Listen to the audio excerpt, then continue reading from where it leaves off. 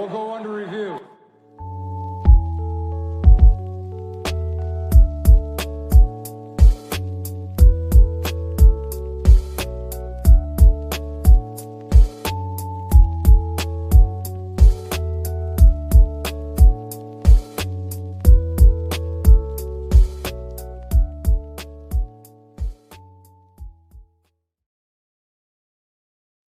Happy Tuesday evening, everybody, and thank you so much for being here for this week's episode of Under Review.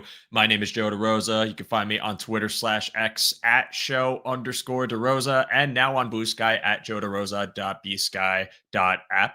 I still am not getting that handle right. That's okay.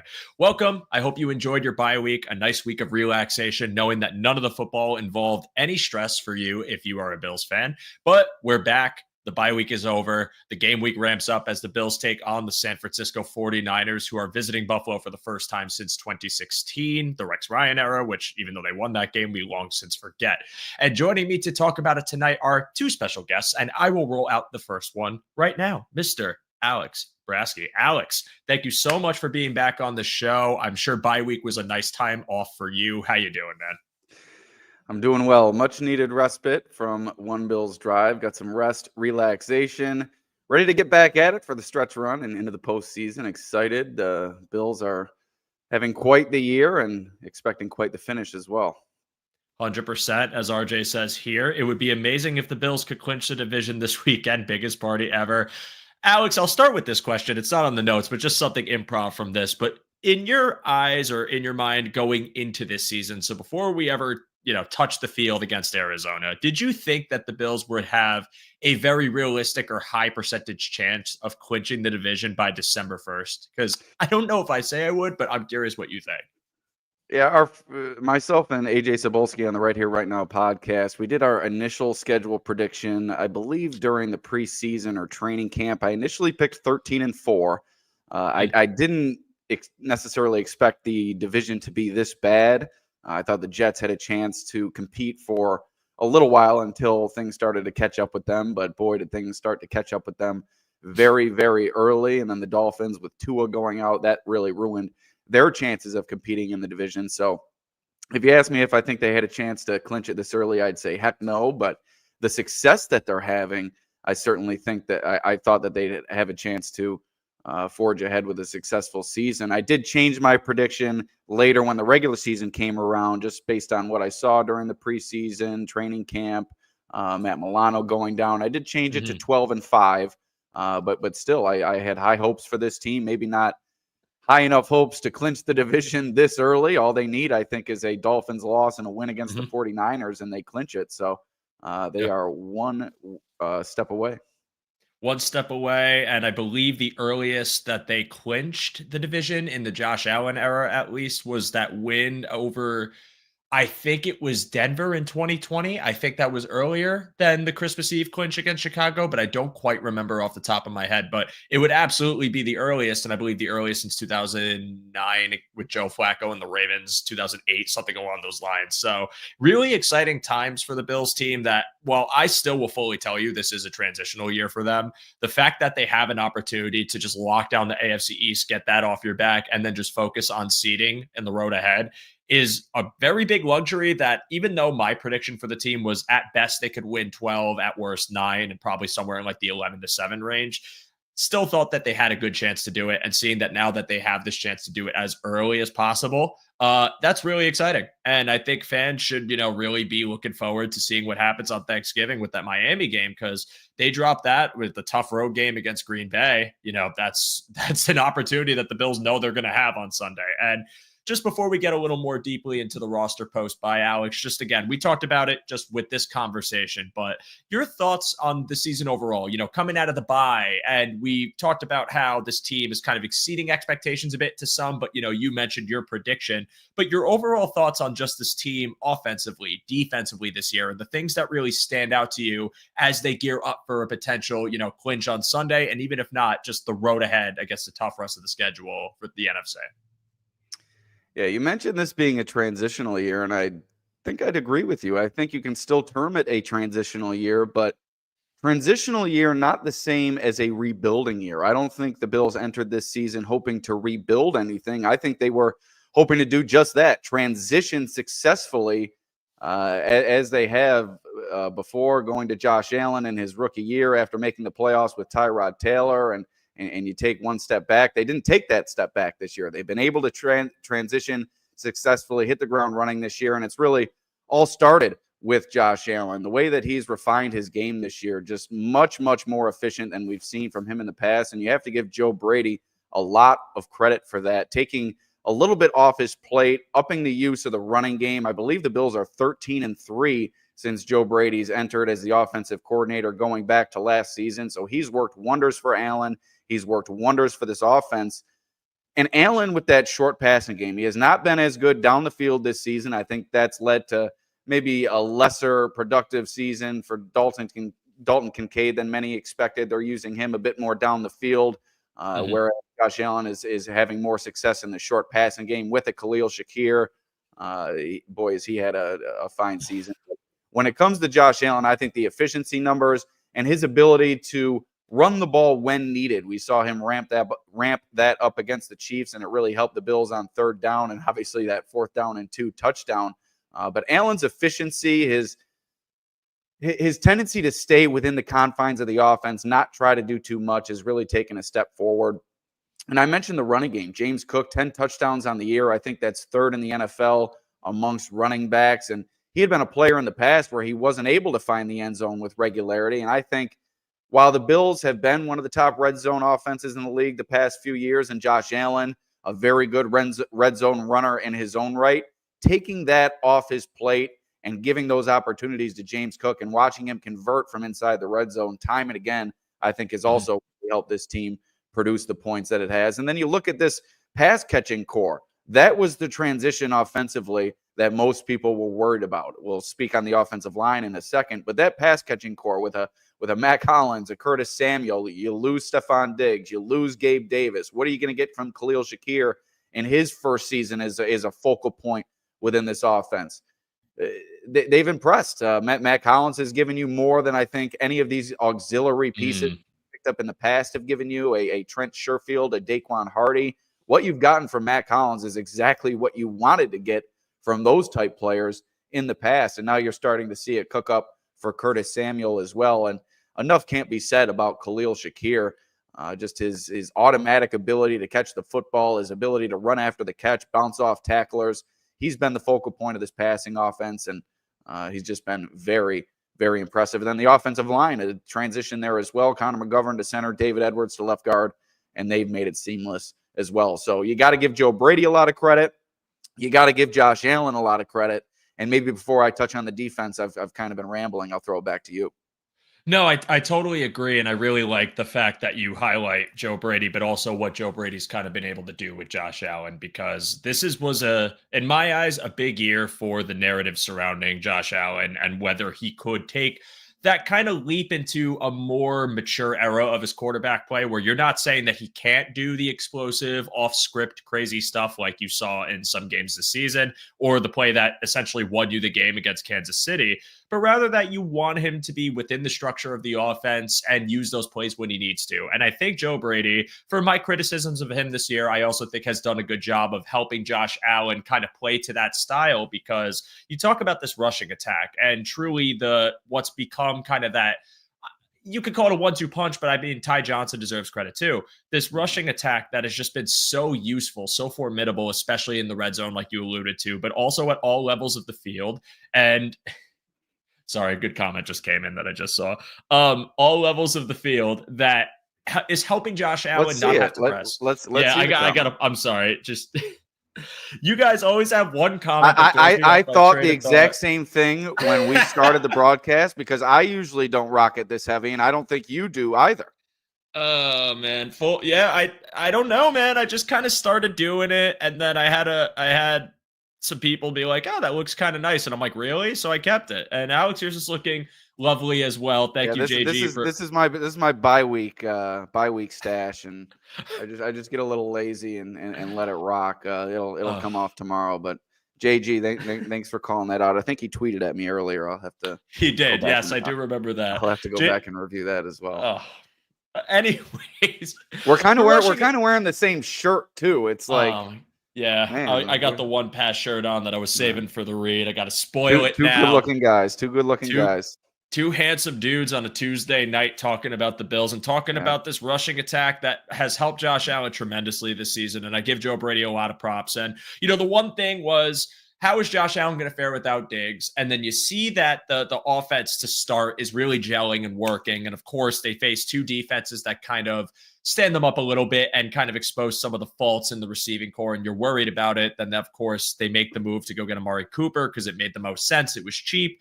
And you have that balance now where you feel like they are able to run successfully, but when they can't, they could pivot to the pass, which I love a lot.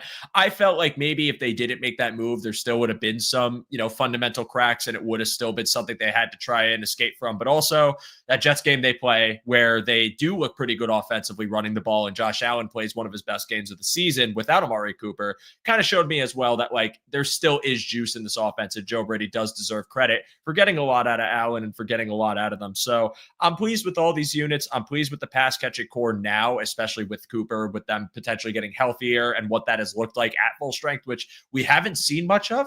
Pretty much like a game and a half, that Tennessee game, and then half of the Seattle game before Cooper went out.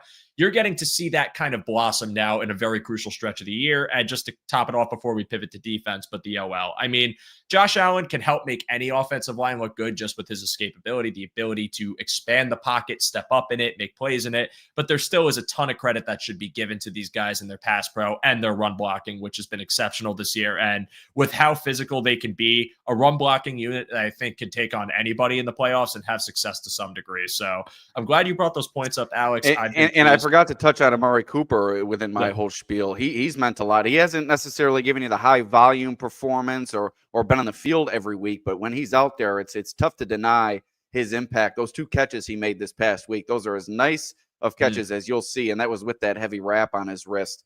I think he's picked up the offense incredibly quickly. He's a cerebral player.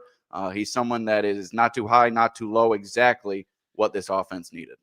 A man beater that is capable of creating separation, but also capable of just simply being a threat. He's someone that I've been, even though the numbers haven't been overwhelming, has contributed in a way that you wanted him to. And now getting, again, healthier and getting pass catchers back that can now feed off of the fact that the defense has to respect what he brings to the table. You're going to get, a lot of opportunity even against some of the best defenses, which you are facing a very, I want to call all of them the best, but some stingy units going ahead, put it that way. So let's pivot over to defense, Alex, and let me just hear your thoughts on Babbage, McDermott, really the things you like and maybe things you're keeping an extra eye on as they get into this stretch. Boy, Bobby Babbage has been so good at making those halftime adjustments, hasn't he? There's been some of these games where you've let offenses get off to hot starts, but they have put the clamps down in the second half. This week, I plan to go back and look at the scoring in the second half, but they've been one of the best second half defenses in football, and their ability to take the ball away and really to seal the deal late in the game, I think has been a major plus for this team. So positive remarks for Bobby Babbage, and obviously Sean McDermott still has his fingerprints all over this unit and still tutoring Babbage in his first season as a defensive play caller, but those defensive adjustments at halftime really come down to Babbage, I think, and what they've been able to do. That just speaks to the impact he's made in his first season. And then when you look at, in terms of position by position, the defensive line, some positives, some negatives. I think you've liked what you've seen from Greg Rousseau. He's certainly solidified his role in this unit in the future. I think you have to re-sign him, give him that new contract. It's going to be an expensive one for an edge rusher of his ability. Von Miller, when he's been on the field, has been productive. AJ Epinesa has had a quiet season, and Dewan Smoot, who went out on IR, he started the season hot before obviously he left the fold. The interior of the defensive line obviously has left a lot to be desired. Ed Oliver has not repeated the success he found last year. Daquan Jones might be trending toward washed as a player. He sustained that injury last year after a hot start. Hasn't been able to recreate that success he found in the first few weeks of the 2023 season. And I think maybe you saw some flashes last week and the week before. Maybe he's starting to break through as the season progresses. And you get some help behind him, bringing in a Quentin Jefferson, a Jordan Phillips. You're going to get Dwayne Carter back from IR. So maybe taking some off his plate will help his productivity. But you need more from the interior defensive line. But I think the edge rushing has been solid. The linebacking core, with the absence of Matt Milano, has given you as much as it possibly can. Terrell Bernard has been a little bit banged up, but he's an ascending player in his second year as a starter. Dorian Williams, I think it was Nate Geary on Locked On Bills with Joe Marino call it a blessing in disguise, Matt Milano's preseason injury, and I think he hit it on the head. That's allowed Dorian Williams to really spread his wings and work out some of the kinks in his game throughout this season, and that's only going to serve you well moving forward. And then on the back end, I think they made the right decision, sticking with Taylor Rapp and Damar Hamlin at the safety position. Mike Edwards has now been released I think he went to the Titans. He was let go from there. So he's on Tampa now. He actually just played because Whitehead got hurt. How did he do in that game? Do you have any idea? I didn't keep up too closely with it. I know that they used him on a couple blitz packages and they won. Right, it was Tommy DeVito, but they won. But I think if you look at the Bills' safety position, I don't think you can say that it's been an extremely glaring Achilles heel for this defense this year. It's not an explosive unit, although you have gotten the interceptions from Taylor Rapp and Damar Hamlin. Rapp has really impressed me. Hamlin, a little bit lesser so, but he's been solid, pretty much what I expected him to be. So I think overall, you look at this unit, spearheaded by those two cornerbacks, Christian Benford, one of the tops in the league, and Rasul Douglas, as steady as they come. This is an impressive unit, and this is perhaps the best defense under Sean McDermott, in my opinion, especially if you get Matt Milano back. Once he's healthy, I don't know if I fully agree, but I think they can get there. I think right now their defense, in years past when they had healthy Poyer and Hyde manning it, I would probably say around like 21 or 22 before Vaughn got hurt would probably be when I'd call them their absolute best. But I will give a lot of kudos to Bobby Babich for being a first-year defensive coordinator and having to kind of learn the job, which he fully admitted he was going to have to do when he started.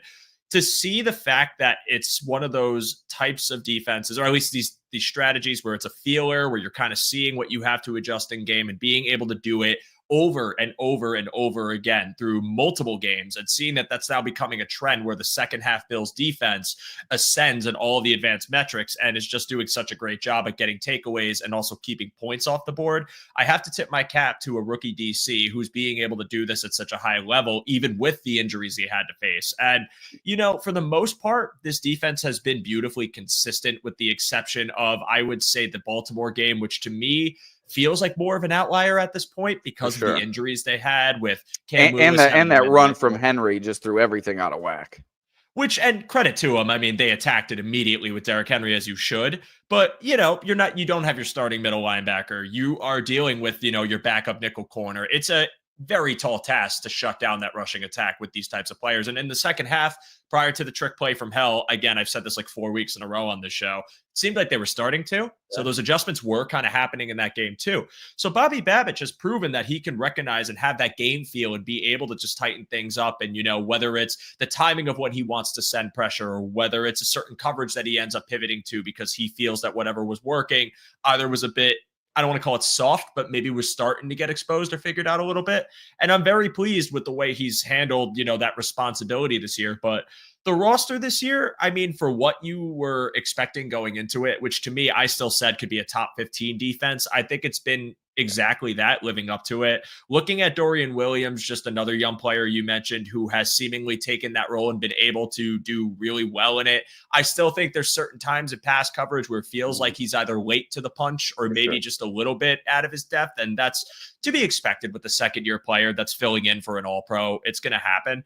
But I think, like, when I talk about this defense as a whole, I just have to keep tipping my cap to the secondary and really the corners. The corners deserve so much attention and shine. Rasul Douglas has been everything you wanted from him since you traded for him. He's an excellent zone corner. He's got great ball skills. He's a great tackler, as Eric pointed out today in certain clips that he was posting. And then you talk about Christian Benford, who's just been a rising star in this league, in coverage, whether it's zone or man, whether it's in run defense. He's been exceptional. And I think like that has been something that in years past I've been a little questionable about because Trey White had been so good, but opposite of him had been like hit or miss, perfectly fine, average, but not really all world. Now it feels like both of your corner spots, with the addition of obviously Taron Johnson playing the nickel, it's just such a fortified deep room that you have to respect. So all of these components, and that's why I call it the best defense under Sean McDermott. I think that's going to be the difference for this defense come playoff time. Those two cornerbacks give you something that this defense hasn't been able to offer. Yes, Tre'Davious White, a phenomenal player, but I think Christian Benford, the way that he's trending, he offers you so much more as a complete player, a coverage guy, a guy who can come up and bang at the line of scrimmage. And then you have Douglas, a savvy veteran on the opposite side. I think that's going to be the difference maker come playoff time. You saw it against the Chiefs. They did a phenomenal job. They've been doing a phenomenal job all season. And then the other piece, Terrell Bernard in the center of that defense, he's just become invaluable. His communication, getting everybody lined up in the right situation, and making the splash plays that the Bills have been looking for from that position for how long. I think those three pieces make it the best defense under Sean McDermott. Well, I'll give you that. I think those three pieces are exceptional. And listen, if they go on an absolute heater for the second half of the stretch, or, the full stretch is to say second half of the season, but it's not actually, I get it messed up in my head, post-bye, let's put it that way. If this defense is playing really up to the potential you could see fit, and they are shutting down good offenses, and that includes the San Francisco one that, if it's healthy, I should stress, would be a formidable matchup. If they go into LA and play a really tight game, if they, have a solid performance, especially in run defense against Detroit, I think I'd be inclined to agree with you. I just want to see how these next three games go, because this is a test for you. You're facing some of the most elite competition, in the NFC to date. So I still agree in the sense that the talent is there, and I think they're only getting healthier. Again, you mentioned Dwayne Carter coming back, who can rotate in and be a depth piece for this season. Matt Milano, who, doesn't have to have everything on his plate right away, but it's still good to have him back. A lot of things that you could be encouraged by. And if you go up against a San Francisco team that's playing Brandon Allen and not Brock Purdy, that is a huge difference. And that is going to, give this defense a chance to get these players healthy and also be able to have probably a solid performance, because you're not facing the threat of the person who elevates this game the most. So great points on the defense, Alex. And let's wrap up, because I know you got to go in a few minutes, but let's talk about this roster coming out of the bye. So now, obviously, we're still waiting to hear on the official word, but the key injuries. So you can talk about, Keon Coleman, Dalton Kincaid, Matt Milano, Dwayne Carter, the biggest names. Your thoughts just before we actually get any word on their status, but what do you think is the case for this week? Do you think we could see all these players back? Is there better chances for some than others? What's your view on this? The way Matt Milano looked in practice, I don't know if I'd say I would be surprised if we didn't see him this week, because the Bills do like to take things slow and use the complete window that they are allotted with that 21-day window. So we'll see if he does come back this week, but I think he's ready. I think he's ready to return. Obviously that leg injury fully rehabbed, and the pectoral injury has been given enough time. He looked good in practice, went through all the positional work that we saw from him last week. So I would have a good feeling that Matt Milano has a chance to return this week. Same with Keon Coleman. We have not seen any bracing or cast as we did with Amari Cooper on that injured wrist. So he's kept the range of motion going throughout the entirety of his rehab. So I think that gives him a better chance to suit up this weekend against the 49ers. And Dwayne Carter coming off IR, I think you'll see him return. The one I'm concerned about is Dalton Kincaid. You haven't heard much about his injury. It's a knee injury. He went down on that missed deep ball from Josh Allen along the sideline, really banged it on the turf, tried to give it a go and couldn't. And we didn't see him out there at all leading into the Chiefs game. So I'd be a little bit reticent to say that we'll see Kincaid return this week, but I think I have much more of a positive outlook for Milano, Coleman, and Carter to return this week against the 49ers. Well, 3 out of 4 ain't bad. You'd like to see all 4 back healthy. Even 2 out of 4 ain't bad to start. And if they decide... Spencer Brown, you can't forget Spencer Brown. Spencer either. Brown. Excuse me, I forgot. I'm almost sure that we'll see him this week. I think it was a swelling issue. We saw him during Wednesday's practice. His ankle was still really swollen. So I just don't think that they were comfortable with how he would be able to move out there. But what you saw from Ryan Vandermark, that was impressive as well. Absolutely. And, there might not be as much of a particular rush to have Brown come back if you're not feeling 100% comfortable. If you think that Boza might not be playing, and granted, I mean, they still have Leonard Floyd, they still have juice in that pass rush, absolutely. But I like my chances if you had to ask Vandermark to play one more game and maybe go up against whether it's Floyd on his side or one of their other edge rushers. But, Milano's the one we're all keeping a huge eye on. I have a lot of confidence that I would expect to see Coleman in this game and probably Carter, because I think it's coming upon the 4th week that Carter had been on the IR or something around that. So for me, it's Matt Milano. He's due to return. Yeah. So he'll be coming back, which is great because you're going to fortify the interior depth. And I'm excited about that because you need all hands on deck when you're facing that dual back. I mean, granted, McCaffrey's getting a brunt of the snaps now, but I still respect what Mason did and still think he's an explosive back. But now that you potentially have Matt Milano back, what that can just do for this front seven, it would be so exciting, but it'd be even better because if this team that you're facing can't have their starting quarterback go and it's just kind of a shell of themselves offense, that seems like a great opportunity to work Milano back in, maybe potentially on a snap count. And I don't know if they would want to do this, but because, it's been more than a year since his leg injury, but you still want to be cautious about him returning. But it would be an opportunity to maybe not have to go full send as like this is a must-win game and all of that, but rather work him back in. And then you have an opportunity to face kind of a beat-up team, win against that beat-up team potentially even clinch your division. I know I'm speaking in hypotheticals, but then work Milano back in for a more integral part where we're talking about higher seeding and potentially going for the one. So we're going to have to see, man. I'm excited. I hope all these guys can come back, but if they have to shelve like one or two of them for another week, I wouldn't hate it, especially because you're going on that road trip. So maybe more time to like get them right for a crucial game. And I think between these two teams on the West Coast, I think you're much more concerned with the Rams at this point.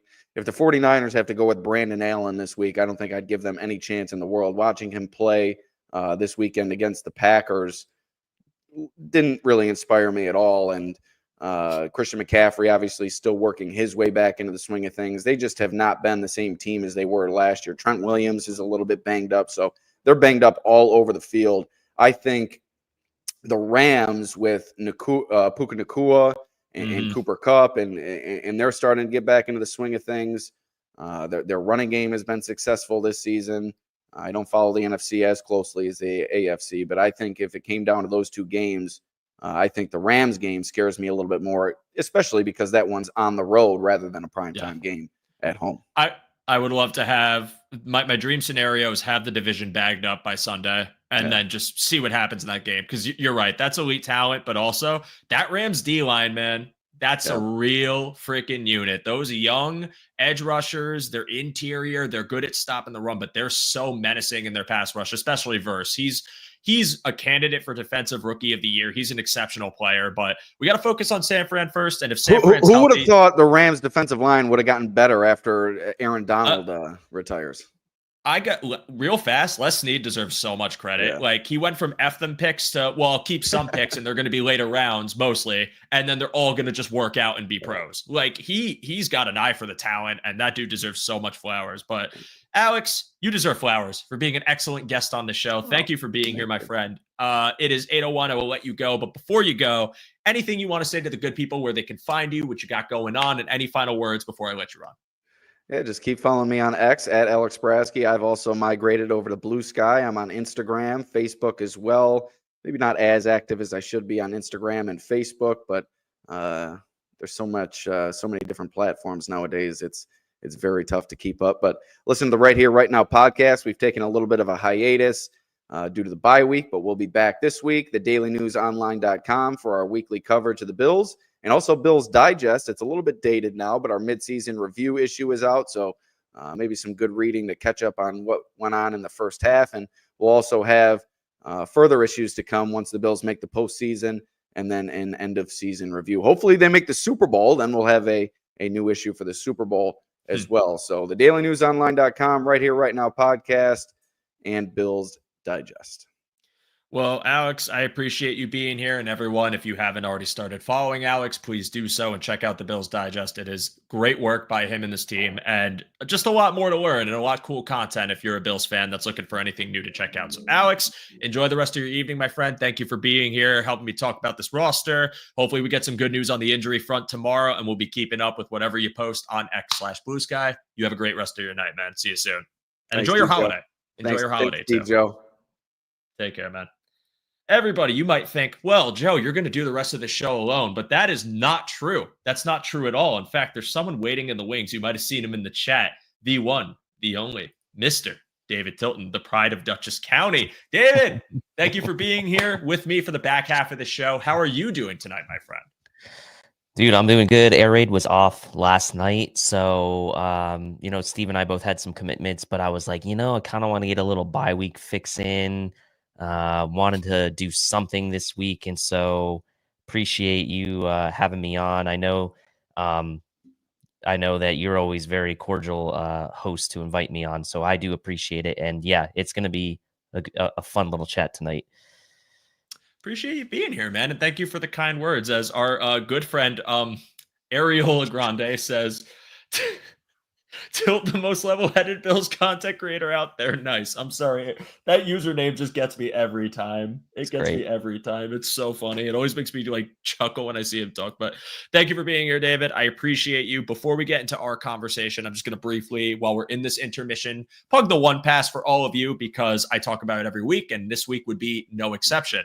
The One Pass, everybody, if you are interested in signing up, please check out the description. The sign-up link is there. It is $60 a year, and you get access to some great perks, including the chance to get one of these awesome shirts made by our partners at 26 Shirts. It is a great opportunity and a great time to be a Bills fan, but also a One Pass member. That One Pass is the lifeblood of our network, as it allows us to have access to all of the resources that we use on every one of our shows, all of our videos, and our written content. And we are in the midst of our giveaway for this month, where we are giving away to 2 lucky One Pass members, either a James Cook jersey or a Ray Davis jersey. So if you're thinking about it as a Christmas gift for somebody else, just thinking about doing it for yourself, get on that. Right in the description below. We appreciate all of you who have signed up or who will sign up. And again, if you're enjoying the video, if you're enjoying the discussion, likes, shares, always appreciated. David, let's get to it. First and foremost, I just want to ask you, I asked this to Alex before, but we're coming out of the bye week. What's your feel on this season? How are you feeling about the offense, defense, record, really just based on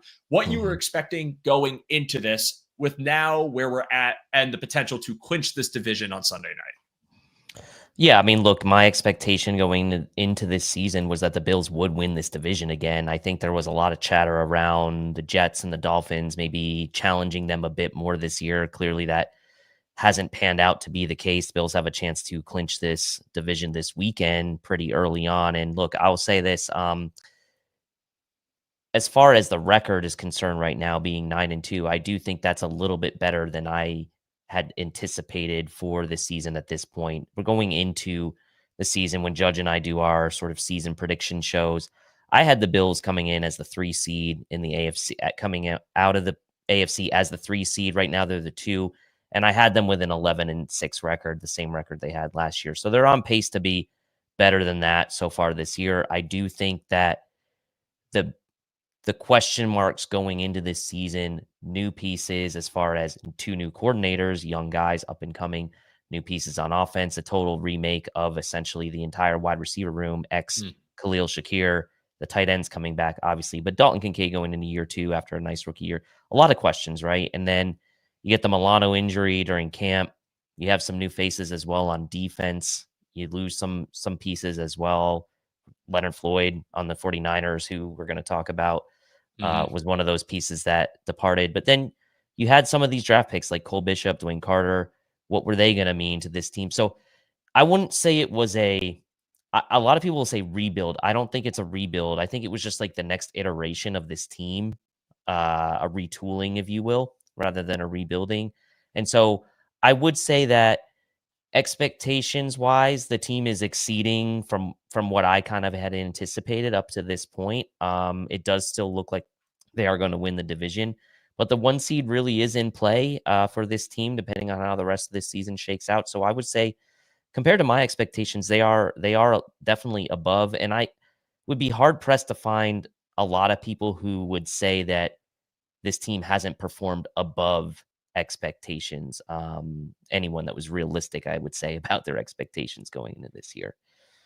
Completely agree with that. And I had mentioned before to Alex, Alex's sentiment was that his prediction was about 13 wins. And then when Milano got hurt, he said 12. So he was high on them from the get-go. But when I brought up, my prediction, it was, at the best I could see 12, at the worst I could see about 9. It's probably somewhere in the middle. So this to me is exceeding expectations, because when you looked at the schedule just on paper, which is dangerous, and we do it every year, but it is a dangerous thing. There were matchups on there that you would say, well, they'll probably drop this one. This looks pretty tough. Like maybe they'll split with one of the divisional rivals.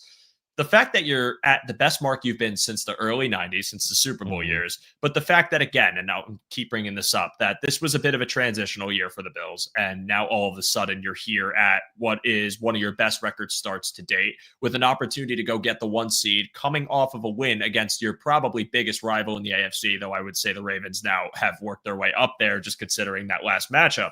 It is really exciting, and it really does give you hope, not even just for the rest of the stretch, because they still got to go out there and prove it, but for the next few years, because I had said to so many, and I don't know if you agree with this, David, but it's probably not the best version of this team as far as roster construction that we're going to see. There's still a lot of youth on here that has to develop. There's still some holes that they got to plug that they can do with ample draft picks and cap space opening up. To me, it feels like this was the start of a transition that was going to get them back into Super Bowl contention. And instead, they just stayed in potential Super Bowl contention, stayed in the front of the AFC East with a potential to do damage this season, maybe even win it all this year. We'll see what happens. I don't want to jinx anything. I'll knock on wood, but an opportunity to be a great team and still move forward and get better each year. And I think that's really exciting. It's something fans should be hanging their hat on, and giving a lot of kudos to the fact that this organization, despite the moves and despite the departures that you alluded to with Leonard Floyd and some of their pass catchers, they're still competing, and they still have an opportunity to go out there each week and kind of make you feel like they're always going to be in a game. So I love it. It feels good. And speaking of tough matchups, we got to talk about Sunday. Now, it's very possible that the Niners are going to be without some integral pieces of their roster. You could talk about Boza, talk about Williams, you could talk about Purdy, who we're just going to have to see how he ramps up during the week. But let's treat this right now as if this team is healthy. We'll find out more as the week goes on. But David, I want to hear your thoughts on this matchup on Sunday, the things you're really watching out for. You can start on offense, defense, both, whatever you're feeling. I'm curious to hear it. Yeah, I mean, obviously the injuries are going to play a big factor, but we'll assume this team is going to be healthy coming in. I kind of get this vibe from this 49ers team. They kind of give me a very similar vibe to what someone said in the comments section about 6-6 at the same point last year. The Bills were. The Niners here are 5-6 at this point in the season, but you do feel like if this team can get healthy, they've got McCaffrey back now. Obviously, Ayuk's done for the season, but with Debo, Jawan Jennings has come on. Kittle's been playing at an all-pro level this year. I would be shocked if Kittle doesn't make all-pro this year. They get Trent Williams back. Look, that defense is still really good. I'm going to talk about that in a second. This team is a team that if they get hot right now going into the latter stretch of the season, can once again be one of the teams to beat in the NFC. So I would not take this team lightly, although they're 5-6. That division has been very competitive this year, the NFC West. Any team on any given week in that division can beat another. And this team really just, probably to what Bills fans are seeing, hit their low point in that loss against Green Bay this past weekend in the late slot there on Sunday afternoon. So missing a lot of key pieces, but they still have McCaffrey coming in this game. And we know the Bills have struggled at times against pass catching running backs. They still have Debo Samuel, which I think is a matchup problem depending on how they deploy him. George Kittle, the Bills have at times also struggled at defending the tight end. They've been better this year than they have been in years past, but he's still a problem to defend. And that defense, while they're not necessarily generating a ton of sacks this year, they are top 10 in interceptions. So they can take the ball away from you if you are not careful. Their back end is younger now. They've got some really nice young pieces. Mustafa was a draft favorite of ours going in to this season. So I guess what I would say in summary is to not take this team lightly. They are going to be desperate. It's a home game for the Bills, but this team cannot be taken lightly. As a 5-6 team goes, this is as good of a 5-6 team as you're going to see at this stage in the season. And I consider them 5-6 really just because of the injuries and the bug they've had to deal with all year. I mean, you start the year out and your best running back and really a cog in your machine as far as what you can do offensively. You know, Shanahan with how he can use his motion and kind of keep him as a threat, both as a runner and a passer or a pass catcher, excuse me. Christian McCaffrey gets that double Achilles tendonitis and you don't have him for 6 games. And Jordan Mason still looks really good and you still have a formidable run game, but you lose him. You know, you have a mix of defensive players that are kind of in and out throughout the year, you know, whether it's in their secondary, whether it's someone like Boza that gets banged up, you know, that's a problem. But you're seeing a 5-6 team, and I don't think it's 5-6 because they're devoid of talent. I see it as your 5-6 because you just can't get all your pieces at once. You know, losing Trent Williams is a big one too. That's someone that, I mean, you have to deal with. It kind of changes the entire foundation of your offensive line. So when he's not there, and the offensive line had already been a pretty big concern for that team, especially with a team that, you know, relies so heavily on being able to get consistent push in their rushing attack and being able to kind of create clean pockets for Brock Purdy. You don't have him in this game. I mean, that's going to be a problem.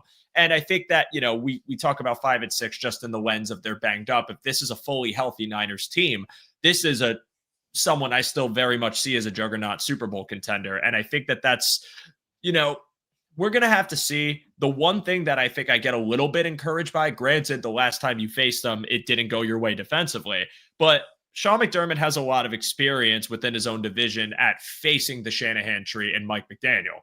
You have someone that's running like iterations of that Shanahan tree and trying to use the misdirection and motion that they use to be able to create mismatches, especially with speedy players. Now you have San Francisco, where it's kind of at least currently, the mother of that concept. So that's what I'm really watching out for, is how Sean McDermott tries to attack this offense. And if they don't have Brock Purdy and you're asking Brandon Allen to kind of rely on that timing-based system that they run, I could see it looking a lot like what it looked like in Green Bay, where maybe Brandon Allen gets his throws off to like Kittle, who's schemed open, or Debo can get a couple of receptions. But if this Bills offense is able to kind of take an early lead, even if it's like through the process of like 1 touchdown and a few field goals, without Purdy, I think this is a game that the Bills can control. But let's get deeper into that, David, and let's start with offense. I mean, you know, just talk to me about something you're watching out for against what is a still very stubborn and talented 49ers defense. Yeah, I mean, this 49ers defense, if we're talking about the Bills offense, I mean, they're 6th overall in DVOA. They're 3rd in DVOA against the pass, but they're only actually 21st in DVOA against the run. They're actually the only team DVOA-wise who is top 10 overall that has an individual, whether it pass side or rush side defense, that's in the 20s or below. So it's kind of an anomaly for them against the run, which is kind of interesting because they're actually 11th overall against the run from a raw statistics standpoint. So DVOA does not necessarily think that this 49ers run defense is as good as maybe the raw statistics would tell you. There's some divergence there. And we saw what Josh Jacobs just did to this 49ers defense last week. They've played 3 top 10 rushing offenses in the Cardinals, Packers, and Tampa Bay. They've given up 184 rushing yards to Kansas City, who statistically is not a great rushing team, 169 on the ground to Zona, 146 to Minnesota. But they have held 6 of their 11 opponents to under 100 rushing yards. The kicker here is that they've also allowed 16 rushing touchdowns, which is the 3rd most in the NFL. So that's where you start to see the DVOA calculation come into play. Yardage-wise, they've been pretty solid against the run, but they give up a lot of rushing touchdowns. So when you get down into that red zone, when you get down into that red area, like we've seen the Bills be very efficient at this year, we've seen a new and improved and new physical version of James Cook this year. And I think that could actually be an X factor for the Bills offense this week, is James Cook in that low red zone, sort of in the 12-yard line and in, finding a way to make his way into the end zone like we saw him do twice in that game before the bye week that the Bills had. So physical running from James Cook down in the low red zone, I think, is going to be really important in this game for the Bills to finish off drives with touchdowns. And the Niners have been susceptible to giving up rushing touchdowns this year. So from that standpoint, I do like kind of the game within the game there in the red zone for the Bills to take advantage with James Cook. Also, by the way, against the Chiefs there, I thought there was a play where James Cook kind of maybe got like banged up or like his foot rolled on, and we saw him maybe play a few less snaps kind of later on. Like Ty Johnson was obviously the preferred third down back, but you wonder if that bye week also helped. Wasn't ever reported. No one ever said anything about it, but you saw him kind of limp off a bit there. So I think the bye week's going to help him there. And I do expect this to be maybe not an efficient game on the ground for James Cook, but I think maybe an effective game within the red zone. I like to see him getting, punching one in from maybe inside the 10-yard line this week.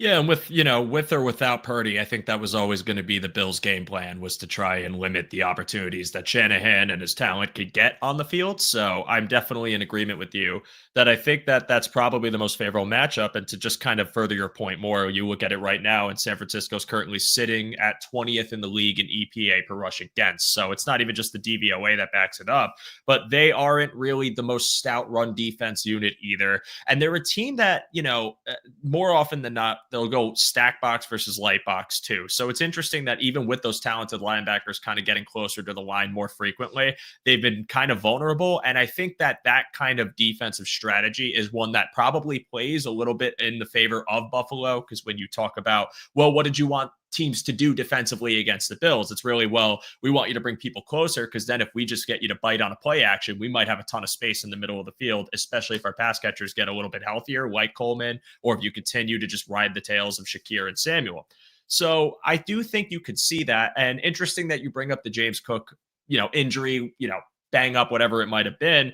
Having him come off the bye week, even if he's not 100%, this is a matchup where I feel comfortable if you wanted to rotate in Ray Davis and Ty Johnson to just get more even brunt of the carries, to take some of the load off him and be able to kind of have the opportunity to just keep that rushing game going. Because I think that, for the Packers, when they rotated from Jacobs to Wilson, they were still productive on the ground. I mean, Emmanuel Wilson looked very explosive in that game as well. And their third running back had a couple reps. I apologize, I'm blanking on his name because I want to say Marshawn Lloyd, but it's not. I think it's Brooks, Jonathan Brooks. Yeah. I think that's right. I got to look it up, but because I wasn't prepared to talk about the Packers' third string running back, and I apologize for that. I think it is. I think it's Jonathan Brooks. I could be wrong.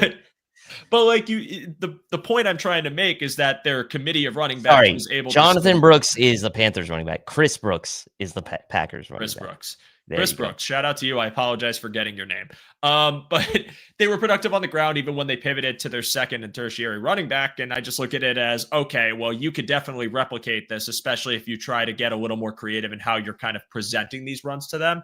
And the Bills and how Joe Brady has been able to kind of use motion in his favor to maybe make you think that Josh is going to hold, and then he hands it off and you get a couple extra yards. But also, the yards after contact that this team can generate. And you brought up Cook and kind of how he's grown as a runner more physically this year. And I tend to agree that I think this is the most physical he's looked. And I think a part of that is how the line is blocking for him and just getting more physical in general and being able to have more punch in the way he runs, but also on the field processing and the ability to kind of read linebackers and their angles and take the right leverage against them and get into the spots he needs to be in. Like, all these factors have grown with James Cook this year. And I think that's why, if you have to rely on him in this game, that's going to be where you're having success. And if the Bills want to ramp up play action, as I've said every week and as everyone wants, I would support it, because I think obviously if you're shredding them on the ground a bit, then try to take advantage of any sort of sellout you can get Josh to keep the ball on a fake and probably work someone open in the middle of the field. So I'm looking forward to that. And Dave, before we pivot over to defense, just any final thoughts on offense, whether it's other players you want to mention or something we may not have touched upon? Yeah, I mean, just one other note, right? This Niners defense, who I think the aura of their defense maybe right now is a bit more intimidating than their actual defense. And I hate to say something like that going into this game, because they're still a very good unit, but they're bottom half of the NFL in sacks this year, 28. They're typically a higher sack outfit than that. And they're also, like we've mentioned, struggling to defend the end zone when it comes to the running game. So the one thing I would just caution is, like, they still take the ball away through the air. Like I mentioned, they're one of only 9 teams that have double-digit interceptions on the season defensively. So, one of those games where you're like, okay, if Josh can play another sort of good decision-making type of style game, not put the ball in harm's way at home against a team that could take advantage of those types of opportunities, then that is something that you certainly would look to avoid. This team is bottom half in the NFL in turnover differential right now as well. They're actually at an even 0 when it comes to the differentials. So Bills being first in the NFL in turnover differential, don't give them any easy ones if you're the Bills offense that would swing the tide in their favor. I also think another part of the deficiency too, again, it goes back to injury, and not even just Bosa, but Hargrave being hurt definitely doesn't help, because that's what they brought him in for, was to be their interior presence that provided you juice and pass rush, but also be a good quality run defender. You don't have him right now. He's sitting on the IR. So the fact that you've had to deal, for a stretch of the season without him has also been a blow. And I'm looking at it right now, they're 18th in the league in stuff percentage too. So they're not frequently getting through to the backfield and stopping runs. And I think that's another thing that when you talk about a very physical Bills offensive line that wants to go downhill on you, with the fact that you might not have him and also potentially Bosa in this game, that's a favorable matchup for a Bills rushing attack that, going up against a kind of weakened unit that has really shown its kind of wounds as far as run defense goes. Something that I think Joe Brady is probably planning, for, especially given a 2-week grace period to kind of, scout what this team is and come out firing. And, just going into McDermott's record off buys and the fact that he's undefeated still, this is a great opportunity for him to continue that record. But again, I don't want it to, kind of get misconstrued that, it's a cakewalk or anything like that. If you got this team healthy, like, the Niners are going to be the toughest out you probably face all season outside of Kansas City. So the injury report is really going to matter for their defense and offense, of course, but we'll be watching that closely. But David, let's pivot over to defense and, vice versa. What are you looking out for? Biggest matchups, biggest philosophy, anything you want to highlight? Yeah, I mean, absolutely. Like Trent Williams, I mean, this is a really big storyline to watch. I mean, Kyle Shanahan came out today and said they're taking all these guys essentially day by day, but I mean, Trent Williams is a guy that could, like you said, set the foundation sort of for what they want to do offensively. And then Brock Purdy, like those are the two guys like that makes a huge difference in sort of the outlook, I think, on this game. But this is still the 4th overall offense in the NFL. They're 8th overall in DVOA offense, 7th in passing, 11th in rushing. This is still a very good offense. They have played some of the better rush defenses in the league. They've played Minnesota, the number 1 run D. They've played Kansas City, the number 3 run D. Most of their damage, obviously, this year on the ground has come with Jordan Mason, but now they do have Christian McCaffrey back, which adds a more dynamic element to that offense. And to me, that would be the thing that I would be keying on is sort of the Packers were able to get into a game script last week that kind of took McCaffrey out of the game a bit, at least from a rushing standpoint. And you wonder again, like how healthy he. They're certainly giving him essentially all of the reps from what we've seen since he's been back. So they're certainly not shying away from playing him.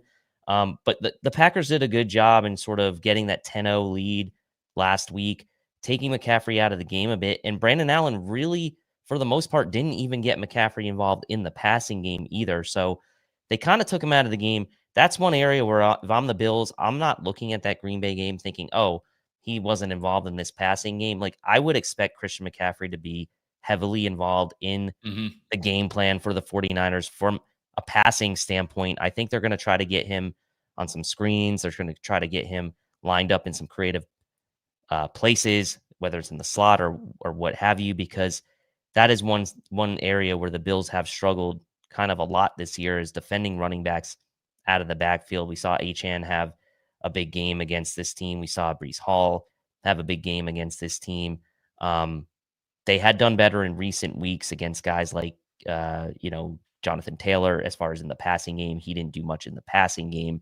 And then Kareem Hunt obviously really didn't do anything in the passing game for the Chiefs, but Hunt not necessarily known as that guy, at least at this stage in his career. So for me, it's Christian McCaffrey, number 1, notably in the passing game.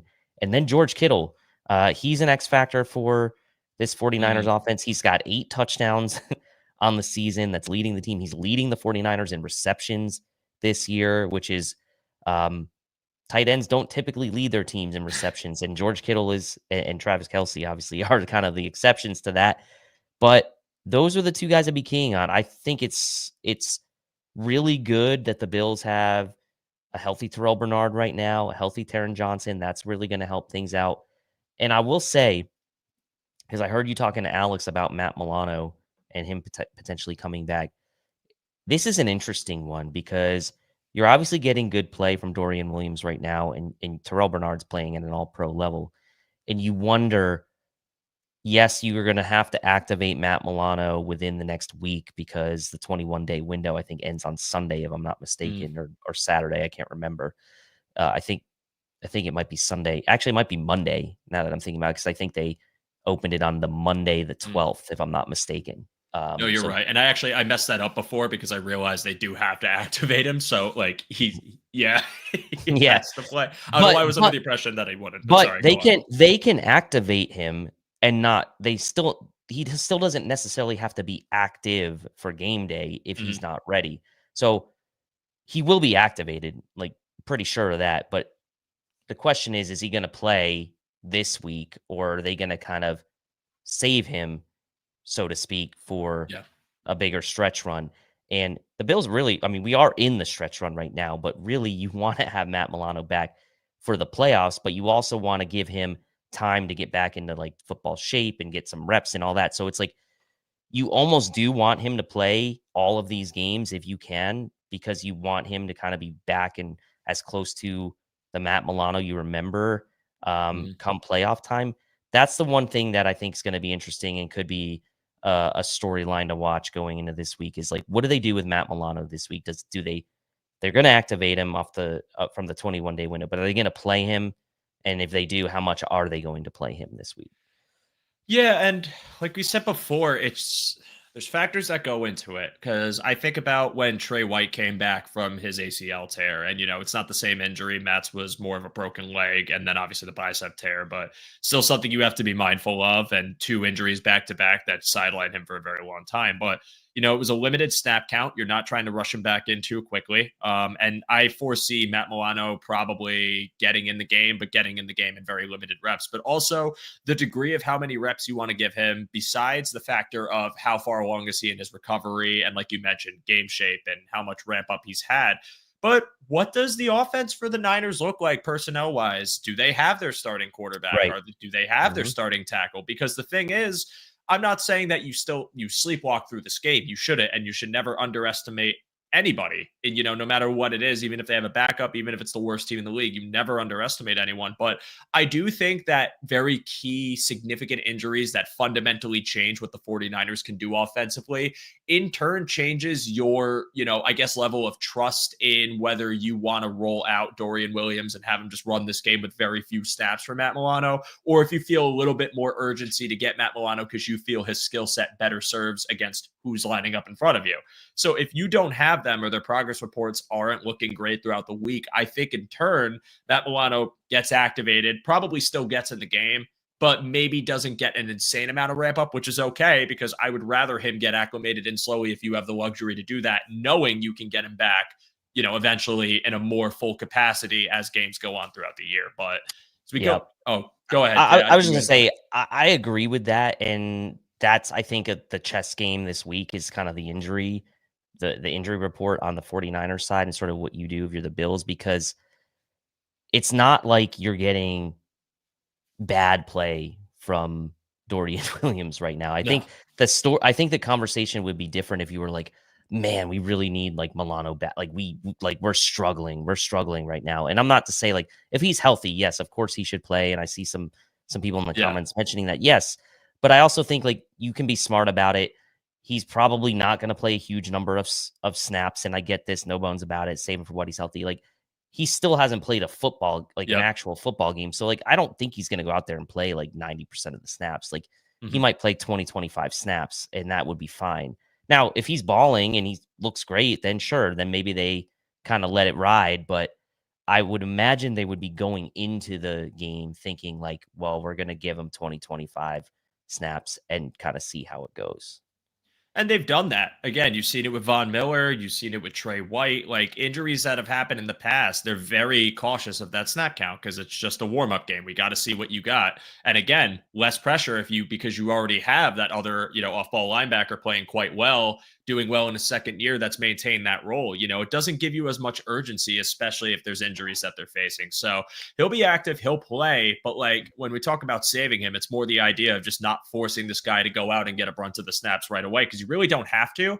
And like you said, and great point, David, it's the first game action he's had since London of last year. It's quite a long time since he's been on a football field in a live game at live game speed, taking live game hits. You got to be conscious of that when you work someone back. But if he looks good this week, if he comes back, like a 25% tick, and he's playing like Matt Milano, that LA Rams game, you're going to see a lot more Matt Milano, and it's going to be very fun. So talking about the matchup, though, just kind of from more of like what this defense to this offense, and you bring up McCaffrey and his usage. And again, if Purdy's healthy, if Purdy's not healthy, that changes a lot. Trent Williams is healthy. If he's not, it changes a lot. But let's just say they are healthy. Then to me, this 49ers defense, a really jarring stat is that they're going to run outside of the tackles on 70% of their running plays this season and 28.1% and the inside the tackles. And I think that's kind of an indictment on their interior offensive line and how it's blocking for them. And I think they really want to bounce to the edges and try to beat you on the perimeter and use speed or power or whatever it may be to kind of take advantage of open field space and kind of create yards from that. So I can foresee them trying that a lot in this game, whether Purdy's on the field or not, whether Williams is on the field or not, because at the end of the day, they're still going to try and stress you in that direction. So this is going to be a test for guys like, let's say Milano isn't going, heavily, and you got Dorian Williams having to maintain that spot. And, for the Bills team that likes to keep a light box. So, they're going to have to crash down into that spot. That to me is where this matchup is won or lost. If you don't have Purdy and they are relying on Christian McCaffrey a significant amount, and you have these guys running to the edges a majority of their running snaps, then all of a sudden, if you just start taking that away from them, pretty handedly early on in a game, I feel like that's taking away the thing that they do the best in the running game. And then, this 49ers passing attack is top 10, their rushing attack is top 10. But again, that's assuming that their roster's healthy. So if they're not, and they're not able to at least salvage that rushing attack that they have with Christian McCaffrey, who I think looks fine, coming off the injury, like he looked pretty healthy against Green Bay. I don't think he was the problem as much as it was just everything went to shit around them. Then, I think that taking that away, if it's not Purdy, is going to put, a really difficult bind on Allen, the other Allen, to be able to have any sort of productivity. But you talked about George Kittle. It's just got to be stated that he's unstoppable. He is a force, down the field and the intermediate parts of the field. He can run routes well. He can block his ass off. Like there's not enough things you could say about George Kittle that haven't already been said because he's that good. He's going to be a threat no matter how you spin it. So if you want to, sell out your coverage to try and take him away from Allen, that's great. You do still have to worry about Debo, and you do still got to worry about the young player, Pearsall, and you got to worry about Jennings, who have all been complementary weapons. But Kittle's the crux of it, man. In the passing attack, he's going to get his reception. So how do you focus on stopping him if your front seven is able to take away those outside runs from San Francisco consistently? And in the times where San Francisco does want to run on the interior, do you take that away? Are your D tackles going to replicate that performance they had against Kansas City? Or was that playing up because they were juiced up? So I'm interested to see how this all works out. But David, I'll bounce it back to you. I mean, any more thoughts on this matchup? Anything you want to call out still, or player you want to call out still? I mean, yeah, look, Kittle on those outside runs is going to be a factor as well, right? Because he's going to be out there kind of blocking on some of those. I will say, for the most part, I have been more impressed with the Bills' ability to defend the outside runs to the boundary than I have been at watching them defend the inside runs. So I do think, in a way, it's a little bit of strength on strength if the Niners do try to do that. I think the Bills have been pretty good at stringing runs out on the edges. We saw them do a pretty good job against Jonathan Taylor with that as well. The Colts were seemingly trying to get Jonathan Taylor out on the edges a bunch in that game, and the Bills did a good job on him in that regard. His most of his success came up the middle, just like Kareem Hunt. Most of his success was coming up the middle in that game a week ago, where he had a couple 2 weeks ago, where he had a couple big runs. And so it would be strength on strength. I do think that Kittle can be an X factor as well in the blocking game, which he is the complete tight end of all tight ends in in the league, right? He does it all, like you said, blocking, receiving. So it's going to be tough. The Bills, again, will have their hands full, depending on sort of how the injuries shake out. This is the sixth best third down conversion team in the NFL at 44.2%. By the way, the Bills have crept their way now into the top 10 in their own offense and third downs at their ninth now in the league. They were bottom 10 in the league as recently as that Tennessee Titans game. So they've really improved on that. An interesting thing about the 49ers, third worst fourth down offense in the league, 33.3%. They've only gone for 9 fourth downs. That's the fourth fewest attempts of any team on fourth down. So they haven't been great when they have tried to go for it on fourth downs, and they haven't gone for a lot of fourth downs. So I wonder if having McCaffrey back maybe changes things a bit for them in that regard, although Jordan Mason was quite effective for them. So interesting there that that team has only gone for it on 9 fourth downs this year. They're a team, too, that doesn't really end up in those situations often when they're healthy because they're so dominant and moving the ball so well down the field that they almost don't have to. But again, it's just the complexion of this team right now. As we talk on a Tuesday night, it's so hard to gauge which version of them you're going to get. But even a fully healthy version of them, talking about that outside run factor again, and seeing how well the Bills have been able to do that, but also the improvement in their tackling. And I want to call out the tweet that Eric had today, where he was talking about kind of their improvements from last year to this year as far as missed tackle rate, and their missed tackle percentage versus the run in 2023 sat at 13.7%, and that was 28th in the NFL. 2024, it's now at a 12.3%, and that's good as 17th. So still, below average, you could say, but better than where it was. Yeah. And that's still something that when you look at how good this defense has been in years past when fully healthy and how they've been able to get pressure, whether it's from very tight coverage or the ability to kind of just, spoil whatever it is in the running game and make those opportune plays. The fact that now you're adding in complementary tackling is a huge component to a higher degree than it was last season. So now just take that into this matchup. And if that is what the Niners do try to do, because that's just what their identity is as a rushing team, and you're taking that away, but also not letting McCaffrey or Jordan Mason, or even if there's any scramble or Debo, on an end around, something along those lines. If you're not allowing them to get those explosive runs because you're able to take them out in the backfield or in the flat, wherever it's got to be, that's a major point of contention for a Niners offense that really needs to get that going against this defense, especially another road game at home where communication might be a problem. And I said road game at home. Sorry. Road game, in a place they don't play. I don't know where that came from, where communication might be a factor. These are all things that you have to think about too. So that is really going to be where I see this matchup being won or lost. And also, if you have Brock Purdy, if you don't, if he's not on the field and you take that away, I think Kittle's great. I think that their pass catching core, even without Ayuk, still has a lot of threats. But I just see this as something where you're asking a backup quarterback to come in, elevate the system enough to take out one of the top EPA defenses in the league on the road.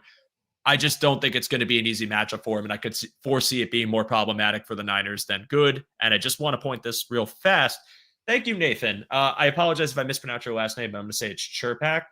Big fan of the show, guys. Wishing all a great season ahead. Go Bills. Nathan, we appreciate you. Thank you so much for watching. Thank you for listening. Whatever your platform is, truly appreciate you spending your Tuesday night here listening to us discuss this matchup and just discuss the roster. But, David, anything else you want to add to this matchup before we sign off?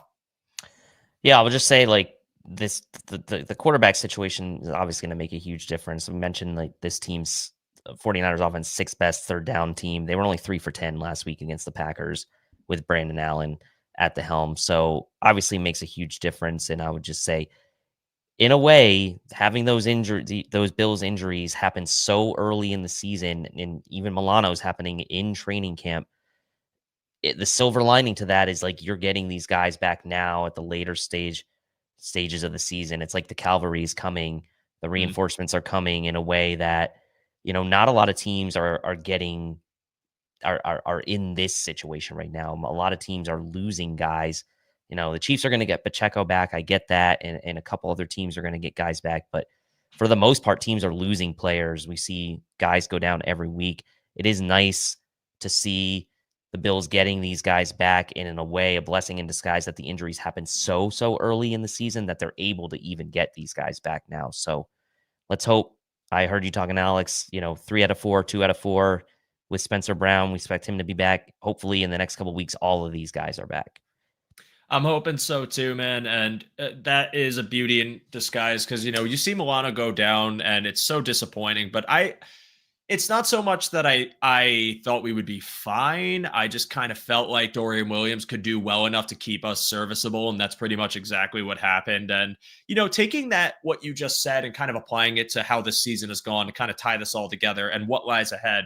We really haven't had too many opportunities this year to see the team at a true full strength, right? Because you look at their 2 losses earlier in the year and, all of those games starting the year out, they don't have Matt Milano, so like you're already worried about that. They lose Teron Johnson in the first game of the season, and they don't have him for a few weeks. So then you get to the Ravens game, and you're, again, just absolute bruised, broken, and you get your butt kind of kicked because you're just facing so many deficiencies in your second level. You go to the Houston game, they're banged up, but they get Bernard back, and they look a little bit better, and they settle down in the second half. And now they haven't looked back since then with the defense that is only continuing to get healthier and put in quality performances for most of, these past few weeks. You're coming off the bye with an opportunity to actually see this team at its true healthiest. And we're talking about the Niners and the potential for them to be without 4 of their cornerstone players, Brock Purdy, Trent Williams, talking about Nick Bosa, talking about, not having Hargrave on the interior. So the fact that you could say, if you're a Bills fan watching this team, that the roster's starting to come together now in December with an opportunity to clinch your division, with an opportunity to go get the 1 seed, and you've been able to achieve all these feats so far in the year without being fully healthy, it is something that I do appreciate. It is something that I think is something that, like, when I look back on this year, I'm going to just like nod my head and kind of like a very joyous way to say, like, wow, I can't believe that actually happened. But there's a lot of football left to play. We're going to have to see what happens with San Francisco and that roster going into this game. We're going to have to see what it looks like when it's all healthy because, there is a chemistry factor and time to shake off the rust, with guys like Dwayne Carter, Matt Milano, even Keon, Coleman, Kincaid coming back. How effective are they right away? So I always like to give myself a mental buffer that a player coming back doesn't mean he's automatically ready to go. But for the long haul, especially if you're talking about trying to get over that hump in the playoffs, this is opportune for this team to finally be getting so many cornerstone pieces back and hopefully maintain it for the rest of the year that can hopefully get them to where they wanted to be all along and finally seal the deal. But David, appreciate you being here, man. Thank you for joining me on the back half of this. You're an awesome guest. I always appreciate your time. I know the Air Raid Hour couldn't go last night. You guys couldn't fly, but I'm glad that you could fly with me tonight on a Tuesday night. Tell the people what you got going on, where they can find you, and what's next for the Air Raid Hour. Yeah, so our Air Raid Hour, we'll be back with our normal pregame show Sunday morning, 8 a.m. Give people plenty of time to either join us live in the morning with their coffee or watch the replay on a long, probably what will be a long wait on Sunday. It's always a long wait. Even just waiting for that 4:00 game against the Chiefs felt like forever. But yeah, so 8 a.m. pregame live Sunday morning this weekend. Plenty of time for you to watch that leading up. And then Monday night, the day after, we'll be back in our normal spot, 9 p.m. live on Monday with the reaction show, Air Raid reaction show Monday, following the Roundup guys who are on at 7. So yeah, we'll be jumping right back into our normal schedule here coming up. And if you have not checked out the Air Raid Hour featuring Tilton and, of course, the one and only Judge Mathis, feel free to do that because it's a show very well worth your time. Again, David, I think you're an excellent guest, and I always appreciate the analytics you provide, but as well as your insight. And if you enjoyed his commentary on this show, then you can find that every Monday night right here on the Cover One YouTube channel. He's awesome at what he does. Judge is a great host. You guys do a great job together, and it's always a pleasure to check the show out whenever I can. And it's always a pleasure to have you here, man. So thank you for joining me. Always appreciate it, man. And I just want to pull up this comment real fast because I don't, if Matthew C, if you're still watching, I don't want you to think that this comment got lost on me. It's the week of Thanksgiving. It's a crazy week, and it's kind of a time where you think about the things you're thankful for. And if anyone is going through a rough stretch or just having a rough day, reach out and try to make their day a little bit better. Everyone could use it. A lot of things go on at this time of the year for a lot of people where it's supposed to be joyous, but unfortunately things kind of go in a different direction. So for you, Matt, I hope your days get better and you have a great holiday. Didn't want you to think I missed this one. Appreciate you still joining the show and watching us, even despite the bad day. For all of you, my name is Joe DeRosa. You can find me on Twitter /X at @show_DeRosa. I will be there. I'm also on Blue Sky, Joe DeRosa, Blue Sky Social. I hope you all have a wonderful holiday. I hope you all have a merry feast as the holiday season continues on. Enjoy the football, enjoy the time with your family, and enjoy the Bills on Sunday night in what will be a fun game, whether they're healthy, whether they're not healthy. I'm looking forward to seeing San Francisco come back to Buffalo for the first time in so many years, and just looking forward to some time off, some time to relax, and I hope you all can enjoy your time as well. But for this week, everybody, we're going to say goodbye.